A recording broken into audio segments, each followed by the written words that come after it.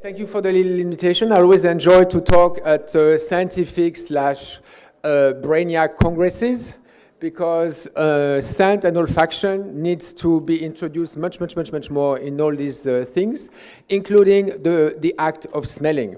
So even you as scientists, if you have one thing to remember is that I don't want you to give one more presentation without bringing something to smell. Okay, if you do a study on colors, I'm sure you're going to show a lot of colors on the screen. So when you do your studies about things that smell, whether it's for rats, dogs, or humans, bring the things that you've used. Some people don't know the smell at all, and some smells, depending on the ingredient, the quality you've used, will smell different. So once people smell, then they see the study in a new light. It makes more sense. It brings other kind of questions, which are usually more interesting. So please remember that. So I brought you a few. We'll have 5 things to smell, in fact, not 3. So we can spend 3 minutes per thing. You will see. So that's always how I start. My company is called Dreamair, and I always say welcome on board Dreamair. And I think it's perfect for it's very actual. And I always bring some instructions. Maybe you know because you're in olfaction. If you don't know, basically, don't be scared to smell. Your nose is there to smell. You can smell many things, like your eyes can see many things. And if you get tired, it's because you're learning a new language. It's not because your brain is being attacked by smells. And we smell all day long, and we're quite fine. No coffee beans, and the rest I think you know as scientists or academic people. So the first one, you've been given a smelling strip. So you hold it by the thick end here, and then you smell like this. And we're going to do a little exercise. This is like an amuse-bouche. So, I don't know what you say in English. You understand amuse-bouche, the little thing you get before a dinner that brings you an appetite. So we'll do a little exercise. So you just take some whiffs like that, because this note is called damascenone. It's found naturally in quite a few plants. And so go like this and think first maybe quince jelly, apple jelly. You probably see this fruity note. Don't smell too fixed because this molecule is quite strong. And in that sense, you're going to start seeing minty notes, woody notes, which you won't see if you use them in a fragrance. But when you go like this, you will see a whiff. If you close your eyes, you will see a whiff of apple or quince, if you know those jelly, jammy thing. Now, if you forget about it, so breathe 2-3 times. Now you're going to think tobacco leaves, a blonde cigar, like the tobacco box or the cigar box. And you're going to go like this and think you're visualizing a cigar. For me, it would work better if I had a blotter that smells, because I cannot do it. It's funny, but till I smell, it's hard for me to describe. Yeah, you see that? You see this blonde tobacco leaf? Now, forget about it. Now you're going to think of a rose bouquet, a fresh rose. And you do the same. So you're at the flower market, and you go like this, and you picture a pink rose or a red rose, a fruity rose. Do you see any of that, at least 2 out of the 3 I've just mentioned, or you see nothing, or you're like, or you smell paper. If you smell paper, you are no smic to this, but... No, do you see this kind of, voila. You're not dreaming, because this note is found in all these things. Eh? So, now one more. Think of a white wine, like fruity, Sauvignon Blanc, Sancerre, Sylvaner, Gewürztraminer kind. Eh? Think of that, and then you smell that. You see these dancing notes on top? That's damascenone also. So that shows how, and this is damascenone 10% in IPM. In nature, you would have it at 0.01% in a rose, in a wine, you can imagine. So this is to show you how the context, how what the brain is thinking about, how what you know is going to influence what you smell for any little thing. And that's just one molecule, okay? So that's a little exercise. Then The one we're going to distribute is actually a fragrance using damascenone. And this exercise will be shorter. I just want to show you. That was damascenone, sorry. Anyway, for those of you who want to know. Voila. So that's a fragrance. These are fragrance formulas. That's my sound tables, ingredients, dosing aid, etc. Is there a laser here? Is that this one? What is it? Well, doesn't matter. But you see, where is it? Huh? This is this back. That's okay.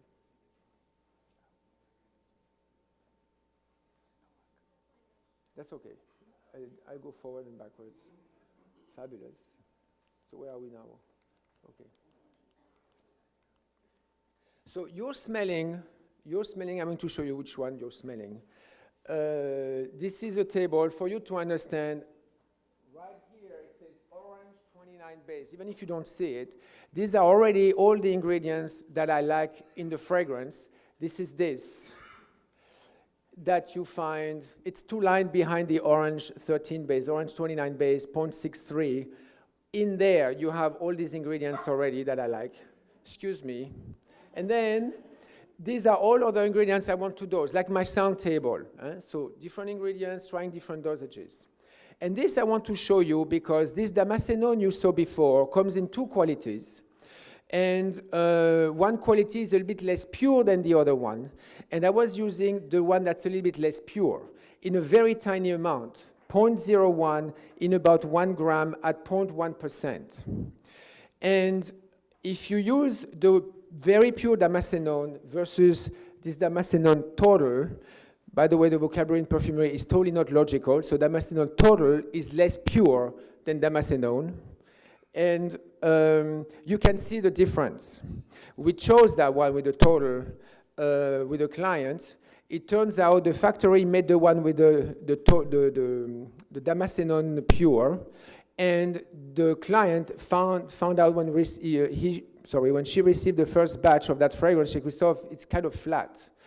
And we looked at all the ingredients, everything. Of course, this one last because the amount is so tiny. I know they're different, but I didn't believe it would make that of a difference in the fragrance.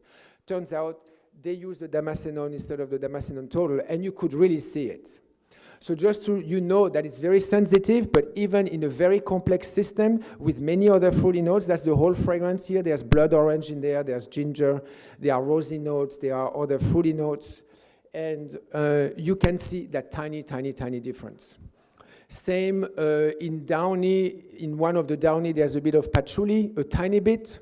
You put a tiny bit in the Downy base, you put some in your washing machine, gets rinsed. You wait for the laundry to be dried after 1 day. In there, we could feel that it was a different quality of patchouli, and consumers could see it too. And that's one thing I've always noticed. I think it's interesting for you as a scientist. I've noticed that about 100 to 300 people taken at random in a population, the common nose of those 100 to 300 people is as sensitive as the nose of a perfumer. So usually if I see a difference, if you do a statistical study, that common nose of a whole population will also see a difference.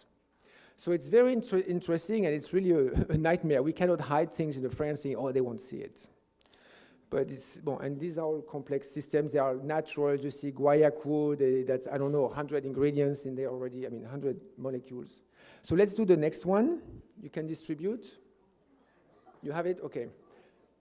So this is to show you, I published quite some formulas. I'm probably the only perfumer in the world publishing some formulas. Some I want to teach the public how complex the art of creating a fragrance is. And some is also for the academics. I have quite some scientists working with me because they know I will show them the whole formula. Or they ask me, make me a formula that I can publish in the scientific publication once I have results about that so that everybody can recreate that fragrance. And so I do this a lot. This was a formula for a gallery where for every ingredient I justify or I explain why I use this ingredient in a fragrance. And I know some of you like to see that we use a fragrance because an ingredient because it's floral, but sometimes it's to hide the problem of another ingredient, which has a quality but also a problem. And so we use some ingredients to mask, to hide, to round, to freshen up, to push from the back, and not really for the smell they're going to bring. A good example are anise notes and mint notes. You can put them so that they bring freshness, coldness, without seeing the mintiness, if you dose it properly, etc., etc. So some are posted on my website, and some I do them custom-made for certain purposes. So voilà, that's a whole formula, and with explanations and etc. This is another formula I did to teach the European Parliament that was supposed to vote about fragrance ingredients. I had no idea what goes in the formula, you know. So I did that. So let's smell octalinol, which is the one you have right now. Octalinol is interesting because, oops, but I raised the, I don't have the structure because it's quite a patented ingredient, but this is the name, it's published. And it smells sulfury. If you smell it, you will see sulfury and sulfide notes. So sulfury because it's like hot metal, volcano style. And sulfide because it's like blackcurrant, cat pee, you would say in the US, or boxwood. Or you see also that on very top of Sauvignon Blancs, that little cat pee note. So that cat pee note is a sulfide note. And this ingredient has no sulfur, which was surprising even for scientists. I mean, they discovered it themselves. It's actually a Firmenich ingredient, and themselves they say, oh my God, we swore we had a sulfur hanging out in there, and no, there is no sulfur, but it smells sulfide. A little bit like hot matches also. Maybe you see that in that smell. So blackcurrant notes have these sulfide notes as well. So that was the octalinol. Now we're going to do a little exercise with sulfurol. So this one has a sulfur compound, but it doesn't stink. And as you're smelling it, I want you to see that picture.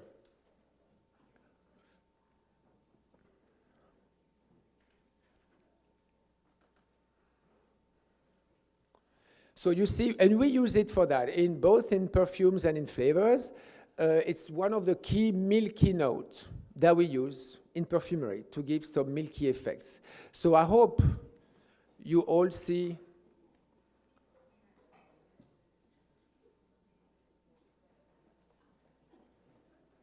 milk, right? Very white and milk. Maybe you even see warm milk. Everybody has it? And you see those notes, right? I mean, this is a very big milky note. So now watch that. Bon, so you're on this planet, right? So smell, and now you watch this. Do you see it? It's crazy. It's the ham inside it's one molecule, sulfurol. You saw it before. So it's that one molecule alone. I think I put it at 10% here. By the way, the concentration changes, maybe you know also, but changes the feeling or even the family of a molecule, especially in things that are concentrated like that. So you have to be very precise in your descriptions and how you repeat things. But anyway, so you hear, and then you hear. One molecule. So we can do the same also with scent. So just to show you this, you know how the context, visual, you can do with music. People do that, you know, with music and drinking red wine, where they see more the top notes or the back notes, depending if you play a funeral march or if you play a ukulele in Hawaii. Do those two things and drink the same red wine. You will see, it's crazy. So that was only one molecule. You can imagine when it's a mélange, a mixture, which is what we're going to do now, and we're going to end on this one. The gentleman is dipping the smelling strips, but then they touch the table, which is a big no-no.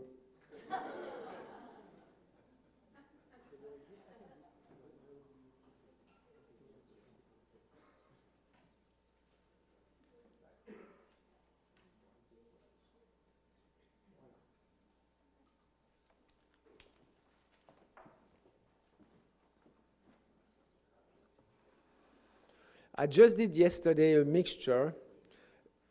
It was to do an asafoetida smell for a study. This is not for Sephora, you can imagine. Asafoetida is garlicky, leeky, L-E-E-K, this kind of note, and a bit spicy, woody. And turns out I was looking at a certain concentration for a certain technology, and all of a sudden I had in front of me, it smelled like the crust of a well-done cheese. No more sulfide, no more, very strange, at different concentration. And this, there's no way you can go to a perfumer and say, can you make me this? Because we don't learn that at school, and it's really hard to get these effects. But when we have them, we should archive them, because one day someone will want that. And I'm thinking even for animal studies, I think it would be interesting to see when you do on one molecule. I see all these studies on benzaldehyde and I don't know, cis-3-hexenyl acetate or octanol, and then you put that in a mixture of 2 or 3, and then you can review the whole study and the whole effect on either this, either receptors or in the brain, I don't know. And that's what's interesting for me to hear how this works. But this was, so now with this one,